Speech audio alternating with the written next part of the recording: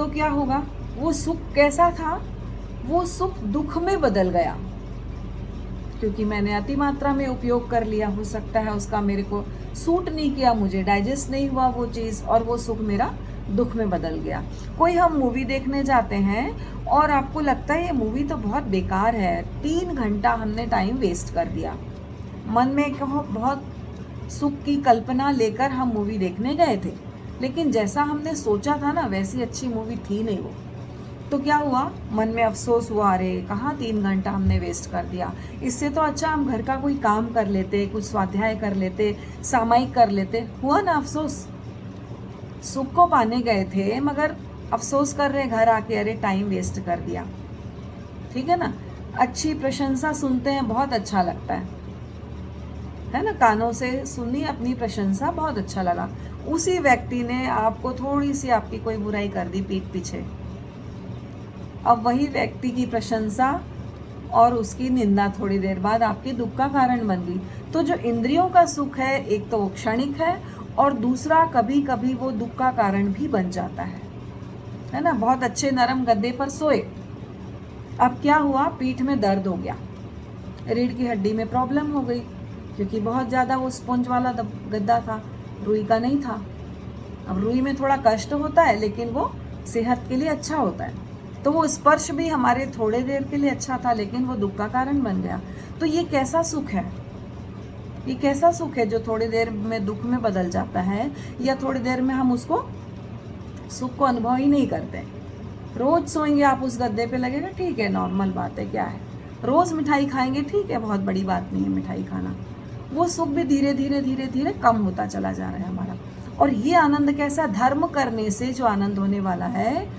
कभी आपको ऐसा लगा कि आज सामायिक की 1 घंटा, अब सुख नहीं मिला, टाइम वेस्ट हो गया, ऐसा लगा कभी? आज तक मेरे ख्याल से नहीं लगा होगा कि कोई अच्छा काम किया आपने और उसके लिए अफसोस हो रहा है आपको, कभी नहीं हुआ होगा। 1 घंटा सामायिक, अरे आज तो दिन बन गया, आज तो पूरा काम इतना अच्छा लग रहा है, सुबह एक सामायिक हो गई मेरी आज, ये आधा घंटा मैं अच्छी किताब पढ़ लिया आज, बहुत ही अच्छा लगा, ये आधा घंटा मैं कोई अच्छा लेक्चर सुन लिया आज, है ना। मन में कभी अफसोस नहीं होता इस चीज़ का, हमको लगता है बहुत अच्छा काम हो गया। पर इंद्रिय सुख में ये बात हमेशा नहीं होती है। तो आनंद और सुख में एक तो फर्क समझे हम। आनंद क्या है, जो हमेशा रहने वाला है और बिना विषय के मिलने वाला है ना। विषय और वासना 2 चीजें हैं। वासना ने इच्छा, सुख को प्राप्त करने की बार बार जो हमारी इच्छा होती है ना, वासना। और जो विषय है जिनके द्वारा हमको प्राप्त होता है वो सुख, वो विषय हो गए। तो यहाँ कोई विषय नहीं होता है, इंद्रिय सुख में विषय होता है, लेकिन धर्म के जो सुख को हम प्राप्त करते हैं धर्म करके, वो निर्वैषयिक होता है और वो आत्मा का आनंद होता है, वो सहज सुख होता है हमारा, सहज मिलने वाला। तो ये 10 प्रकार जो हमने बताए कि किस तरह के धर्म को करके हम सुख की प्राप्ति कर सकते हैं, आनंद की प्राप्ति कर सकते हैं। तो सबसे पहले था क्षमा। यदि हम मन में द्वेष रखते हैं तो कैसा फील होगा हमको अंदर ही अंदर, आनंद का अनुभव नहीं। एक ही तो हृदय ना हमारे पास, अब उसके अंदर या तो हम घृणा भर लें, द्वेष भर लें, ईर्ष्या भर लें, और या फिर क्षमा भर लें, करुणा भर लें, आनंद भर लें। भाई पात्र तो एक ही हमारे पास, अब चाहे तो ये भर लें, चाहे तो वो भर लें। और अगर हम क्षमा को भरते हैं तो मैत्री अपने आप हमारे अंदर उत्पन्न हो जाती कि सबके प्रति हमारा मैत्री भाव, हमारा सबके प्रति समता का भाव। तो क्षमा किसको करना है भाई? मित्र हैं उनसे तो कोई दुश्मनी नहीं है, उनसे तो कुछ करना ही नहीं है। क्षमा किसको करना है फिर? जो हमारे, हम जिसको समझते हैं शत्रु, वास्तव में नहीं है वो, बट हम समझते हैं शत्रु, क्योंकि वो हमारे दुख का निमित्त कारण बन जाते हैं, है ना। वो क्या बन रहे हैं? हमारे दुख का निमित्त कारण बन रहे हैं, या हमको सुख नहीं दे रहे हैं, या हमारी अपेक्षाएं पूरी नहीं कर रहे हैं। हमारी अपेक्षाएं जो है उनसे हमने एक फ्रेम बना के रखी है कि हमारे व्यक्ति जो आसपास हैं, पति हों, बच्चे हों, हमारे भाई हों, बहन हो, माता हो, पिता हो, हमने उनसे अपेक्षा बना के रखी, इनको ऐसा करना चाहिए हमारे लिए, उनको वैसा करना चाहिए हमारे लिए, और वो नहीं करते हैं। नहीं करते हैं तो हमको दुख होता है, हमको तकलीफ होती है ना। तो बहुत सारी अपेक्षाएं जो वो पूरी नहीं कर रहे हैं, हो सकता है बहुत सारी अपेक्षाएं उनको हमसे हैं जो हम पूरी नहीं कर रहे हैं। तो दोनों जगह लेना देना, हिसाब किताब दोनों जगह। तो ऐसे व्यक्तियों से जिससे हमको दुख मिल रहा है या निमित्त बन रहे हैं, दुख तो हमको अपने ही कर्मोदय से मिल रहा है ना, अपने ही कर्म पाप उदय में आए हैं, परंतु निमित्त कोई और बन जाता है। तो अगर वो निमित्त मिल गया हमको, तो हमको क्या करना है? एक तो हमको सत्य को जानना है कि वो सिर्फ निमित्त मात्र है, सेकेंडरी कारण है। और दूसरा, अगर मन में द्वेष भी आ गया, चलो आ गया, थोड़ी देर के लिए बोल दिया किसी को कुछ, तो मन में वापस क्षमा कर देना है कि ठीक है, हम भी तो वैसा ही करते हैं उनके साथ, हम भी वैसा ही व्यवहार कर रहे हैं, हम भी मुंह फुला के रह रहे हैं, है ना। अगर सामने वाला हमसे नहीं बोल रहा तो हम भी तो नहीं बोल रहे ना। तो हम स्वयं को जब तक निरीक्षण नहीं करेंगे, हमें अपनी मिस्टेक्स पता नहीं चलेगी, और फिर हम क्षमा नहीं करेंगे, क्योंकि हम दूसरों का अवगुण देख रहे हैं ना, अपना तो देख ही नहीं रहे। तो ये रेसिप्रोकल है, एक दूसरे के साथ समान रूप से चल रहा है। तो हमको क्षमा करना है सबसे पहले, अदरवाइज जो स्नेह का जो दीप जल रहा है ना हमारे भीतर, करुणा का, आनंद का, वो बुझ जाएगा। तो सबसे पहला जो धर्म है हमारा वो है क्षमा, कि हम क्षमा करें। दूसरा है हमारा मुक्ति। अब मुक्ति बहुत अच्छा एक धर्म है, कैसे बता रही हूँ। जैसे भावरा होता है, भावरा होता है, वो फूल को देखता है ना, वो लकड़ी को भेद देता है, लेकिन वो एक छोटा सा फूल होता है ना, इतना कोमल फूल होता है, उसको भेद नहीं पाता। वो उसके प्रेम में, उसके रस में इतना आसक्त हो जाता है कि उसको पता ही नहीं चलता कि शाम हो गई है, सूर्य अस्ताचल को चला गया है और ये फूल बंद होने वाला है। और वो उसके रस में, उसके प्रेम में इतना डूब जाता है फूल के, कि वो उसमें पंखुड़ी बंद होती है और वो मर जाता है। भावरा प्रेम में मर जाता है ना। तो राग जो है ना, वो ज़्यादा खतरनाक है द्वेष से। द्वेष दिखाई देता है, द्वेष दिखाई देता है कि ये पाप है, पर राग दिखाई नहीं देता, मोह दिखाई नहीं देता। और ये वीतराग क्यों बोलते हैं हम भगवान को? क्यों बोलते हैं वीतराग? वीत द्वेष क्यों नहीं बोलते हैं?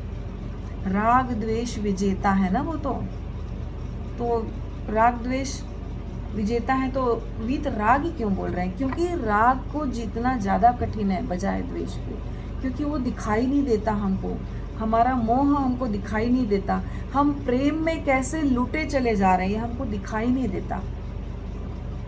तो भावरे की तरह हम बंदी नहीं बन जाएं प्रेम में, है ना। हम कर्तव्य निभाएं, उनके प्रति सब कुछ करें, लेकिन बंदी नहीं बन जाएं। हम मुक्ति का अनुभव करें। कैसे? कौन करेगा मुक्ति का अनुभव? जो अपने अस्तित्व को जानता है, जो सत्य को जानता है। और जो अपने अस्तित्व को नहीं जानता, वो स्वतंत्रता का अनुभव कर नहीं सकता, मुक्ति का अनुभव कर ही नहीं सकता, वो अभय हो ही नहीं सकता। क्योंकि अगर हम मानते हैं कि ये शरीर हूँ, मैं वीरबाला हूँ, अगर मैं ये मानती हूँ, तो इससे जुड़े हुए जितने भी संबंध हैं, जितने भी पदार्थ हैं, है ना, जितने भी लोग हैं मेरे आसपास, उनके छूटने का भय, उनके बुरे व्यवहार का भय, बहुत सारा भय मेरे अंदर होगा। तो भय को अगर जीतना है तो क्या? भय को अगर जीतना है तो मुझे अपने रियल अस्तित्व, है ना, रियल एग्जिस्टेंस क्या है मेरा, है ना, मैं आत्मा हूँ और ये शरीर मिला हुआ है कितने समय के लिए? थोड़े समय के लिए। सारा दुख है ना, वो शरीर और शरीर से जुड़े हुए पदार्थ और रिश्तों का है। सारा भय इसी का है कि ये छूट ना जाए, ये चला ना जाए, ये खो ना जाए, शरीर में रोग ना हो जाए। आत्मा को तो ना रोग हो रहा है, ना उसकी मृत्यु हो रही है, ना उसको भूख लग रही है, ना उसको कोई सुरक्षा चाहिए, कुछ भी नहीं चाहिए आत्मा को। तो जो जान लेता है कि मैं आत्मस्वरूप हूँ, उसका भय खत्म हो जाता है, वो अभय हो जाता है। क्या होगा? ज़्यादा से ज़्यादा शरीर छूट जाएगा, लोग छूट जाएंगे, पदार्थ छूट जाएगा, सब छूटना ही है एक दिन, सब छोड़ के ही जाएंगे हम एक दिन। तो क्यों ना वो हमें छोड़े, उसके पहले आचार्य महाप्रज्ञ जी जगह कहते हैं, क्यों ना वो सब मुझे छोड़ें, उससे पहले मैं उनके प्रति अपनी आसक्ति, अपना ममत्व छोड़ दूं। कोई ज्यादा दुख कब होगा? जब सामने वाला हमको छोड़ के जाता है। और दुख को यदि कम करना है तो मैं उनके प्रति आसक्ति, मोह, राग जो भी है उसको कम कर लूं, उसको संयमित कर लूं। तो फिर ये जो मेरा अपने अस्तित्व के प्रति प्रेम है, आत्मा के प्रति प्रेम है, ये मुझे कहाँ ले जाता है? मुक्ति की ओर, ये अभय की साधना की ओर ले जाता है। तो ये धर्म ऐसा है जहाँ हम सत्य को जानते हैं, मुक्ति को जानते हैं, आत्मा को जानते हैं। फिर तीसरी बात कही उन्होंने, आर्जव, 10 धर्म लक्षण। आर्जव क्या होता है? ऋजुता, सरलता। जैसे बच्चा छोटा होता है ना, वो बहुत ऋजु होता है, बहुत सरल होता है, उसको माया, छल, कपट, छुपाना कुछ भी नहीं आता है उसको। पर धीरे धीरे जैसे वो बड़ा होता है ना, जैसे वैसे बड़ा होता है वैसे वैसे वो सोचता है, अरे नहीं ये मेरा छीन न ले, छुपा के रखो अपना रबर पेंसिल अपने बैग में छुपा के रखो, अपना खाना, अपना टिफिन छुपा के रखो, ये खा लेगा। जैसे जैसे बड़ा होता है ना, अपना पदार्थ छुपाने लगता है, अपना जो भी सामान है ज़्यादा बताएंगे लोगों को तो अरे हमारे से ईर्ष्या करने लगेंगे, हमारे से है ना जलने लगेंगे लोग, नहीं नहीं इनको नहीं बताना है। तो ये धीरे धीरे जो आता है ना, छल, माया, कपट, ये सब हमारे भीतर इकट्ठा होने लगता है और ये आत्मा को क्या करता है? आवृत कर देता है, ढक देता है, उसके चैतन्य को, उसके ज्ञान को, उसके प्रकाश को ढक देता है। तो जैसा बच्चा रहता है ना, सरल, निडर, वो सांप भी आ जाए ना तो डरता नहीं, चला जाता है उसके पास कुछ भी पैसा नहीं होता है पर वो नहीं डरता, ठीक है मम्मी पापा हैं, है ना। और हमारे पास अगर ना हो तो अरे ओल्ड एज में क्या होगा, कैसे होगा, ये सब मेरा होना चाहिए, ये सब मेरे नाम पे होना चाहिए। मतलब हमारे अंदर भय ज़्यादा है, बच्चे के अंदर भय नहीं है। तो जो सरलता बच्चे के अंदर होती है ना, वो अगर आ जाए हमारे में ऋजुता, धम्मो शुद्धस्य चित्तहि, धर्म जो है वो शुद्ध चित्त में ही निवास करता है, जो सरल है, जिनकी कथनी करनी एक है, वैसा ही हमको बनना है। क्या छुपाना, एक दिन तो पता चल ही जाएगा क्या छुपाने लायक है। तो जो अज्ञानी होता है वही सब छुपाता है, माया करता है, संदेह करता है ना, अविश्वास करता है और दुखी रहता है, जीवन भर दुखी रहता है। तो हमको क्या चाहिए? सरलता। जान लेगा तो क्या हो जाएगा? जान ले। तो आर्जव मतलब सरलता, हमारे अंदर सरलता होनी चाहिए। भोले नहीं हो, लेकिन अपने भोलापन अलग चीज़ है और एक सरलता अलग चीज़ है। तो एक कहानी भी छोटी सी आती है, एक बुढ़िया जा रही थी गठरी लेके और उसने पास में से कोई घुड़सवार, पहले घोड़े में लोग सवारी करते थे, पुरानी कहानी है, अब तो कोई घोड़े पे सवारी नहीं करता इस तरह से। तो वो जा रही थी तो उसने सोचा कि ये घुड़सवार को बोलूँगी, मेरा आगे जा रहे हो तो मेरा सामान उस झोपड़ी तक रख देना। तो वो बुढ़िया उसको बोलती है कि मेरा सामान बेटे वहाँ तक रख देना, मेरी झोपड़ी आ गई है थोड़ी दूर पे, मैं थक गई हूँ इसको बोझ को उठा उठा के। तो वो सोचता मैं क्यों इसका काम करूँ, मैं अपना काम से जा रहा हूँ, मैं कहाँ ये इसका काम करता रहूँगा। आगे चला जाता है। आगे जाके उसके मन में विचार आता है, अगर मैं उस बुढ़िया की जो सामान है, जो भी उसमें है, अच्छा बुरा, कीमती या नहीं कीमती जो भी है, मैं उसको लेके भाग जाऊँगा, बुढ़िया को क्या पता चलेगा, वो कौन मुझे पकड़ पाएगी, मैं तो घोड़े पर हूँ।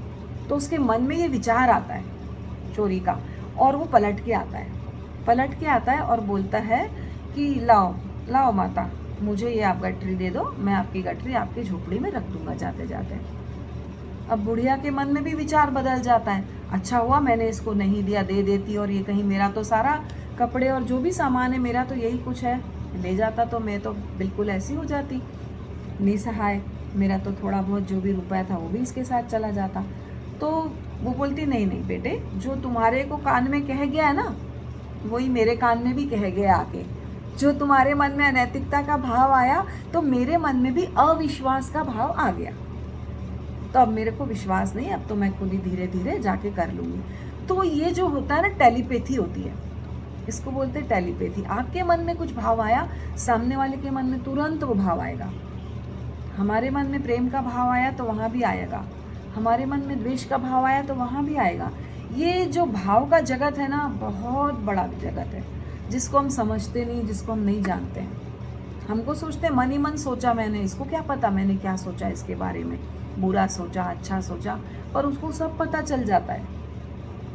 वो कहे ना कहे, मैं कहूँ ना कहूँ, ये जो भाव जगत है, ये भाव के जो परमाणु है ना, पूरे ब्रह्मांड में फैले हुए हैं और हम पकड़ते हैं इनको, विचारों को हम पकड़ते हैं।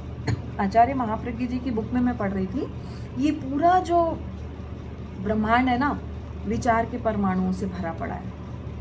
और हम जहाँ जाते हैं ना, जैसे मैं किसी के घर गई और वहाँ मैं चेयर पे बैठी, पता नहीं अपने आप विचार बदल गए। क्यों? क्योंकि जो विचार के परमाणु वहाँ फैले हुए थे ना, उनको मैंने ग्रहण कर लिया। ग्रहण भी करते हैं हम, फैलाते भी हैं हम। तो आप जब भी कहीं जाएं, आप देखिए जगह का कितना ज़्यादा प्रभाव होता है। आप मंदिर जाएंगे ना, आपको अलग विचार आएंगे, एकदम शांति के, आनंद के, मंदिर जाके, क्योंकि वहाँ वैसा ही मंत्रोच्चार का और वो सब वातावरण बना हुआ है विचारों का। और अगर कहीं अलग जगह जाएंगे, मूवी थिएटर जाएंगे, शॉपिंग मॉल जाएंगे, तो वैसे भाव नहीं आएंगे जो वहाँ आए थे। तो हम पकड़ते भी हैं, ग्रास भी करते हैं विचारों को। तो ये बहुत सोच समझ के हम अपने जाना आना और ये सब करें। आप देखिए, माइंड करिएगा, नोटिस करिएगा इस चीज़ को कि आपको विचार वैसे ही आएंगे जैसे स्थान पर आप जाते हैं। ठीक है, तो हमारे अंदर सरलता होनी चाहिए, ऋजुता होनी चाहिए। फिर मार्दव, मार्दव मीन्स क्या है? मृदुता, विनय, विनम्रता। किसके प्रति? विनम्रता किसके प्रति होनी चाहिए? तो जो भी हमारे आचार्य हैं, संयमी साधु साध्वी हैं, बड़े हैं, वृद्ध हैं, बीमार हैं, रोगी हैं, सबके प्रति, बच्चे हैं, ऐसा नहीं सिर्फ बड़ों के प्रति विनय मृदुता होना चाहिए, सबके प्रति हमारे अंदर मृदुता होनी चाहिए। और मृदुता है, इसका मतलब कठोरता का, कठोरता का क्या होना चाहिए? फिर दो अर्थ हैं इसके, एक तो विनय मृदुता, सहजता, सरलता, और दूसरा होता है इसका कठोरता का विसर्जन। किसी के प्रति भी हमारा व्यवहार जो है क्रूर और कठोर नहीं होना चाहिए, तो वो भी पाप कहलाएगा। और जो विनय है, जो मृदुता है, वो धर्म कहलाएगा। विनय वैयावृत, आपने निर्जरा के जो 12 प्रकार हैं उसमें देखिएगा विनय वैयावृत आया है कि विनय वैयावृत भी निर्जरा का कारण है। बहुत बड़ी निर्जरा है ये, सेवा और धर्म जो सेवा करते हैं हम, वो बहुत बड़ी निर्जरा का कारण है। ऐसे ही नहीं, फालतू काम नहीं है वो। तो यहाँ पर कहा गया है जो मृदुता है, विनम्रता है, विनय है, सेवा है, ये भी एक प्रकार का धर्म है। और लाघव, लाघव यानी लघुता, छोटे बन जाओ, है ना? कैसे बन जाना है? हल्का कर लेना। लाघव यानी लघुता, यानी अपने आप को छोटा करना, अपने आप को हल्का कर लेना, अपने आप को भारी नहीं रखना। बिन समझे बात पकड़ कर, मिथ्या आग्रह में पड़कर, सिर पर लोहे का भार न ढोना चाहिए, कि पावन होना चाहिए, हृदय को धोना चाहिए। यह है जगने की बेला, अब ना सोना चाहिए। क्या बोल रहे हैं कि भाई लघु बन जाओ, छोटे बन जाओ, अहंकार छोड़ दे हम। क्या हुआ? किसी ने नमस्ते नहीं किया, किसी ने प्रणाम नहीं किया, किसी ने पूछा नहीं, तो क्या हो गया? भार हो गया मन में। आज तो इसने चरण स्पर्श नहीं किए, अब भूल गए हो कि जल्दी जल्दी बच्चों को स्कूल भेजना था। हो सकता है ना? महीने में 30 दिन में 4 दिन नहीं पड़े होंगे पैर, है ना? नहीं चरण स्पर्श किया आपके छोटों ने, बच्चों ने, बहू ने, बेटी ने, किसी ने। पर हमारे मन में तुरंत आता है क्योंकि हम बड़े हैं। तो ये जो भाव है ना हमारे अंदर, भाई आत्मा की दृष्टि से देखें, अध्यात्म की दृष्टि से देखें तो सब बराबर है।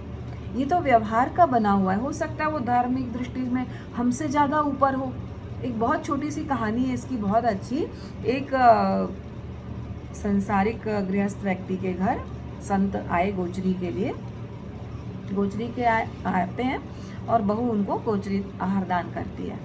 तो वो पूछते हैं घर में कौन कौन है और कितने उम्र के हैं। तो बहुत अच्छी स्टोरी है वो ना, आध्यात्मिक दृष्टि से उम्र बताती है। बोले घर में कौन कौन है? बोले मेरे ससुर जी हैं। कितने साल के हैं? बोले 1 साल के। अरे 1 साल के? फिर पूछते हैं और कौन है? तो मेरे पति हैं, वो तो अभी पैदा ही नहीं हुए हैं। बोले फिर और कौन है? ये बच्चा है। तो हर व्यक्ति की उम्र बताती है किस 4 साल का बच्चा है, बोले ये 3 साल का है। मतलब इसने जब से धर्म शुरू किया, अध्यात्म की उम्र बता रही है वो, कि मेरे ससुर जी ने 1 साल से धर्म शुरू किया, मेरे पति ने अभी शुरू ही नहीं किया, मेरे बच्चे ने अभी 3 साल भर से जब पैदा हुआ उसके बाद से साल भर से अपना शुरू किया। तो वो पूछते हैं ये उम्र कैसे बता रही हो तुम? तो वो बताती जहाँ से इनकी धर्म की ज़िंदगी शुरू हुई, मैं तब से उम्र बता रही हूँ इनकी, क्योंकि उसके पहले तो कोई मतलब ही नहीं ना। उसके पहले अगर जीवन में धर्म नहीं है तो जीने का कोई अर्थ ही नहीं है। फिर तो हम खा रहे हैं, पी रहे हैं, सो रहे हैं, सब कुछ कर रहे हैं और ऐसे ही अपना जीवन गंवा के जा रहे हैं। तो उम्र तो तब शुरू होती है जब हम जीवन में धर्म शुरू करते हैं। तो उस तरह से वो एज उनकी बहुत अच्छी स्टोरी है, मैं उतनी बताई नहीं बड़ी विस्तार से आपको, पर वो बहुत अच्छे से बताती है हर चीज़ को। तो हम भी जब से इस लाइन में आए हैं, किस लाइन में? संयम की लाइन में, धर्म की लाइन में, स्वाध्याय की लाइन में, तब से हमारी असली उम्र शुरू हुई है आत्मा की, क्योंकि हमने आत्मा को जाना, आत्मा को समझा, आत्मा को माना, इसलिए हमारी ये उम्र शुरू हुई है। तो क्रूरता का विसर्जन करना भी मृदुता है, और लाघव क्या है? अपने आप को छोटा बना लेना। जैसे समुद्र भी है तो भार नहीं लगता, कब? जब हम उसमें लहरों के साथ साथ तैरने लग जाते हैं, वरना एक घड़े का भार भी हमारे को सिर पे भार लगता है। छोटा सा भी वजन हम पकड़ लेते हैं जिंदगी भर तो हमको भार लगने लग जाता है, और हम उसको भूल जाते हैं, छोड़ देते हैं, पकड़ते नहीं हैं बातों को, तो हम हल्के हो जाते हैं। तो बोझिल नहीं बनना है, अपने आप को बोझिल नहीं बनाना है। फिर कहा गया है सत्य, जिसको सत्य नहीं पता वो हमेशा आग्रही रहेगा, वो हमेशा अपने पक्ष को ही मजबूत और सही बताएगा, वो कभी भी जिंदगी में अपने आप को गलत बताएगा ही नहीं। क्योंकि जो सत्य को नहीं जानेगा वो आग्रही, जैसे अनेकांत को नहीं जानते, वो कहेंगे मैं ही सही हूँ, आप गलत हो, आप सही नहीं बोल रहे हो, मैं हर जगह हर बात में हर जगह सही हूँ। तो जो भ्रम है हमारे, कहना चाहिए जो भ्रम है हमारे, वो भ्रम हमको कहाँ ले जाते हैं? अज्ञान की ओर। छोटी सी एक कहानी इसमें दी गई कुत्ते की। एक कुत्ता किसी के घर में बंधा हुआ था, और जब वो उसकी 2 पत्नियां थी, जो व्यक्ति था उसकी 2 पत्नियां थी, तो वो दोनों आपस में लड़ती। जब आपस में वो लड़ती तो बोलते वो कि तुझे मैं, उसका नाम था कुत्ते का, चलो टॉमी नाम था मान लो, तो बोले मैं इसको टॉमी से तुम्हारी शादी कर दूंगी, ये टॉमी तुम्हारा पति है, ऐसे गाली में बोलती थी उसको, ये तुम्हारा पति है, ये तुम्हारा पति है। दोनों आपस में लड़ती और एक दूसरे को बोलती ये तुम्हारा पति बन जाएगा, ये जो टॉमी है, गुस्से में। अब वो टॉमी को भ्रम हो गया, टॉमी को उस घर में खाना नहीं मिला, एक दिन वो भूखा था, उसको कहीं वो ऐसा कुछ चीज़ें तोड़ फोड़ दी, उसको मार भी पड़ गई। तो एक दूसरा कुत्ता जो सड़क का था उसको सलाह देता है कि भाई तुम इस बंधन को तोड़ क्यों नहीं देते, इस बंधन को तोड़ दो, तुम भी मेरे साथ आज़ाद हो जाओ, हम सड़क में आराम से घूमेंगे, हर जगह हमको खाना मिलता है, हम खाएंगे, तुमको इतनी गुलामी करने की ज़रूरत नहीं है। तो वो कुत्ता क्या कहता है? उसका भ्रम, वो कुत्ता कहता है मैं अपनी 2-2 पत्नियों को छोड़कर कैसे जाऊं? क्योंकि वो कहावत में वो दोनों जब लड़ती थी तो बोलती थी टॉमी की बीवी, तू टॉमी की बीवी, बोले मैं अपनी 2-2 पत्नियों को छोड़ के कैसे निकलूं घर से? उसका कुछ नहीं था, मगर ये भ्रम था दिमाग में। तो वैसे ही जब हम सत्य को नहीं जानते हैं तो हम बहुत सारे भ्रम में जीते हैं। जब सत्य को जानते हैं, अरे मैं तो ये समझ रही थी सब मेरा मेरा मेरा, ये तो कुछ भी नहीं है मेरा, और वास्तव में अपने स्वरूप को ही अपना मानने लगते हैं कि वास्तव में क्या है सबसे प्रायोरिटी मेरे लिए जीवन में, मेरा अपना अस्तित्व। तो इस प्रकार जो सत्य है वो जानना बहुत ज़रूरी है। सत्य के बाद संयम। संयम करना कौन जानता है? कछुआ। कछुआ अपने शरीर के सारे इंद्रियों को समेट लेता है और वो बच जाता है, सुरक्षित हो जाता है। तो जो जीवन में संयम को अपनाते हैं, एक सीमा बना लेते हैं पाप की अपने, वो बहुत सारे पापों से बच जाते हैं, बहुत सुरक्षित हो जाते हैं। क्योंकि 12 व्रत कर लिया, 14 नियम कर लिया, 1 घंटा सामायिक कर ली, तो आप 1 घंटा एटलीस्ट पापों से बच गए। और ये क्रम जब शुरू होता है ना तो लगता है 1 घंटा क्यों, हम 2 घंटा बचाएं अपने आप को, 3 घंटा बचाएं। तो क्रम शुरू बस होना चाहिए, स्टार्ट हुआ तो आगे निश्चित बढ़ेगा एक न एक दिन। तो ये जो संयम जब जीवन में आता है, एक इंटरेस्ट आना चाहिए, विश्वास होना चाहिए, आस्था होनी चाहिए, तो संयम धीरे धीरे हमारे लिए एक यात्रा पथ बन जाता है और हम उसकी ओर बढ़ने लगते हैं। तो हम क्या करते हैं, संयम नहीं करते हैं, हम स्वाद के लिए जीते हैं, स्वाद के लिए खाते हैं। 100% खाएंगे तो 50% तो ऐसा ही रहेगा जो हमारे शरीर के लिए कोई उपयोगी नहीं होता है, पर हम खाते हैं स्वादिष्ट भोजन। अभी बारिश हो रही है तो अभी भजिए खाना है, अभी पकौड़े बनाना है ना, अभी भुट्टे आएंगे, फिर भुट्टे के पकौड़े बनेंगे, तो ऐसे दिमाग में सब चलता रहेगा खाने पीने का, स्वाद का। तो ज़रूरी क्या है, स्वास्थ्य के लिए वो हम ध्यान नहीं देंगे, तो डॉक्टर के लिए खाते हैं 50% खुद के लिए खाते हैं। तो एक इंद्रिय का उदाहरण दिया, वैसे हमारी पांचों इंद्रियों के लिए हम अगर संयम करें तो हम ज़रूर से अपने स्वास्थ्य को बचा सकते हैं और पापों को भी कम कर सकते हैं। तब क्या है, आचार्यांग में लिखा है भगवान महावीर ने कि भगवान महावीर रुग्ण नहीं थे। भगवान महावीर ने कहा है, लिखा गणधरों ने, भगवान महावीर रुग्ण नहीं थे, रोगी थे, पूरी तरह स्वस्थ थे, बॉडी का सहनन बहुत अच्छा था, उसके बावजूद वो कम खाते थे, वो बहुत कम भोजन करते थे जितना शरीर को चलाने के लिए ज़रूरी था।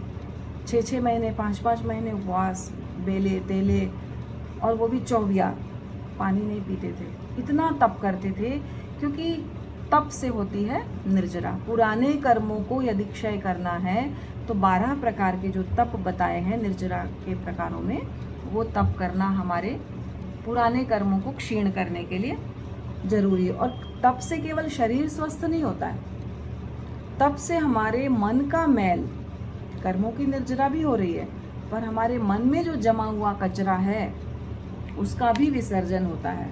तो तप करना धर्म बताया गया है। तप के बाद बताया गया त्याग। तो त्याग किसका करना है, विषय का कि वासना का? विषय का त्याग तो हम समझ रहे हैं कि भाई ये छोड़ दिया, वो छोड़ दिया, फ्रूट छोड़ दिए, सब्जियां छोड़ दी, आज 14 है तो हमने सूखी साग बनाई, हरी सब्जी नहीं बनाई। इस तरह से हम विषय को तो छोड़ते हैं, पर वासना को छोड़ना, इच्छा को छोड़ना, आसक्ति को छोड़ना, ममत्व को छोड़ना, इसे त्याग बताया गया है। कई चीज़ें ना हम समझ नहीं पाते हैं या हम उसके गहराई तक नहीं जा पाते हैं, क्योंकि हम जो सुनते हैं बस उतना ही जानते हैं, है ना। पढ़ने का काम कम पड़ता है, तो जितना सुन लिया जान लिया काफ़ी है उतना। पर आप जब गहराई में जाएंगे ना, तो विषय को छोड़ने से ज़्यादा इम्पॉर्टेंट है वासना को छोड़ना, इच्छाओं को छोड़ना, इच्छाओं के प्रति जो हमारा ममत्व है उसको छोड़ना। आप एक चीज़ क्यों छोड़ रहे हैं? आप रखिए 5 सब्जी मैंने आज के लिए रखी, बाकी जितनी भी लाखों सब्जियां उनका त्याग, तो ये त्याग तो बहुत बड़ा हो जाएगा ना। हम क्या छोड़ते हैं, आज लड्डू नहीं खाना है, छोड़ दिया, आज पेड़ा नहीं खाना है, ठीक है, तो वो तो एक चीज़ छोड़ी हमने। पर अगर हम सोच लें भाई आज पेड़ा, रसगुल्ला, गुलाब जामुन और संदेश और ये 5 मिठाइयाँ रखी मैंने, और उसके अलावा जितनी मिठाइयाँ हैं सबका त्याग कर लिया, तो ये ज़्यादा बड़ा त्याग हो गया ना, ज़्यादा सीमा बन गई ना आपके लिए। तो ये उल्टा करके देखिए इसको, 20 घंटे खाने का त्याग कर लीजिए, 4 घंटे खाने को रख लीजिए। बार बार पचकान करना हम भूल जाते हैं ना, खाना खाया भूल गया पचकान करना, कि चलो मैं 2 बजे से 5 साढ़े 5 तक कुछ नहीं खा रही हूँ मान लो, पर भूल गए।